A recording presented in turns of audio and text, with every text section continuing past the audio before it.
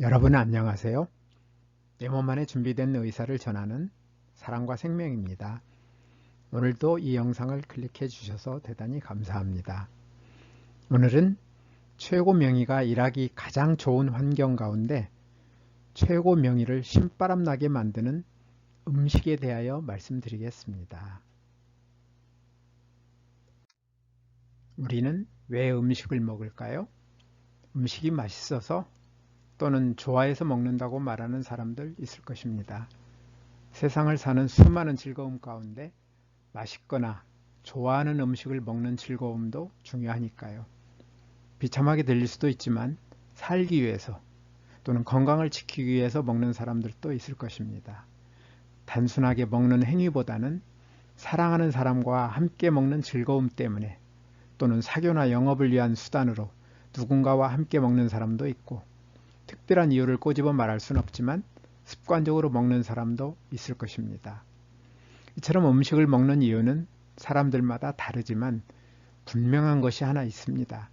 태양의 에너지를 이용하여 살아가는 식물과 달리 태양의 에너지를 직접 이용할 수 없는 동물이나 사람은 생존에 필요한 에너지를 음식에서 얻을 수밖에 없기 때문에 우리는 누구나 음식을 먹으며 음식을 먹지 않으면 아무도 살 수 없다는 사실입니다. 음식을 먹는 이유가 사람들마다 다르듯이 우리가 먹는 음식의 내용도 나라마다 다르고 문화에 따라 다르며 같은 문화권에서도 각자의 여건이나 환경, 취향에 따라 많이 다릅니다.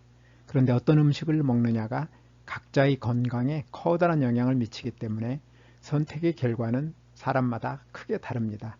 좋아하는 음식을 마음껏 즐기고 그 음식이 건강에도 도움이 되어 건강하게 살아가는 사람들도 많지만 안타깝게도 자신의 취향에 따라 선택한 음식이 몸 안에 있는 최고 명의가 일하는 것을 방해하여 건강을 해친 사람들도 많습니다.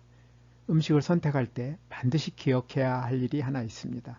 사람들은 자신의 자유의지에 따라 어떤 음식을 먹을지를 자유롭게 선택할 수 있지만 그 결과는 각자의 몫으로 스스로 감수할 수밖에 없습니다. 자신의 취향에 따라 먹고 싶은 대로 먹고 몸이 망가져 고생하며 살 것인지 아니면 자신의 취향을 어느 정도 양보하고 최고 명의가 좋아하는 음식을 먹고 건강한 삶을 살 것인지는 각자의 선택에 달려 있습니다. 세상에는 건강에 좋다고 소문난 음식들이 참으로 많습니다. 그 중에는 특별히 몸에 좋다는 이유로 비싸게 팔리는 식품도 적지 않습니다. 그런 식품들이 우리의 건강을 지켜줄까요? 여러분은 그런 음식 먹고 놀라운 효과를 경험하신 적이 있습니까? 중국을 최초로 통일한 진시황은 늙지도 죽지도 않는 약을 구하기 위하여 수천 명을 한반도로 보냈다는 기록이 있는데 막강한 권력을 누리던 그는 안타깝게도 불로불사약은 구경도 하지 못하고 나이 50에 죽었습니다. 진시황이 애타게 찾던 불로불사약은 아니더라도 과연 특별히 몸에 좋은 음식이 있는 것일까요? 생명 스위치를 켜서 내 몸 안의 최고 명의를 신바람나게 만드는 생활인 뉴스타트의 첫 글자 N은 영어 뉴트리션의 첫 글자로 건강식을 의미하는데 저는 생명식이라는 말을 더 좋아합니다. 모든 생명체는 세포를 구성하고 있는 유전자가 생명 에너지를 받아 정상적으로 작동이 됨으로써 생명을 유지하게 되는데 생명 유지에 필요한 영양소를 적절히 공급하는 것이 생명식입니다. 어떤 음식이 생명식이 되기 위해서는 세 가지 조건이 필요한데 첫째로 생명 유지에 필요한 영양소가 필요한 만큼 빠짐없이 들어있어야 하고 둘째로 음식으로부터 필요한 영양소를 원활하게 흡수할 수 있어야 하며 셋째로 몸에 해로운 영양소나 물질이 지나치게 많이 들어있지 않아야 합니다. 여기에서 어떤 음식이 생명식이 될 수 있는지 여부는 그 음식에 어떤 영양소가 얼마나 들어있느냐에 따라 결정될 것입니다. 우리 몸에 필요한 영양소는 활동에 필요한 에너지의 원료로 쓰이는 영양소와 몸을 만드는 재료로 사용되는 영양소, 그리고 효소나 촉매처럼 신진대사 과정에 필요한 소량의 물질의 세 가지로 구분할 수 있습니다. 에너지원으로 사용되는 영양소에는 탄수화물, 단백질, 지방의 3대 영양소가 있습니다. 에너지의 주요 공급원으로 쓰이는 탄수화물과 주로 각종 세포의 구성 성분으로 쓰이는 단백질은 1g당 4kcal의 에너지를 생산하며 지방은 저장되었다가 사용되는 경우가 많은데 1g당 9kcal의 에너지를 생산할 수 있습니다. 에너지원으로는 주로 탄수화물이 사용되지만 탄수화물이 부족할 경우 단백질과 지방으로 쉽게 대체할 수 있으며 일시적으로 부족할 경우에는 비축해둔 탄수화물과 지방을 사용할 수 있으므로 일부러 오랫동안 굶지 않는 한 에너지원이 부족하여 문제가 되는 경우는 거의 생기지 않습니다.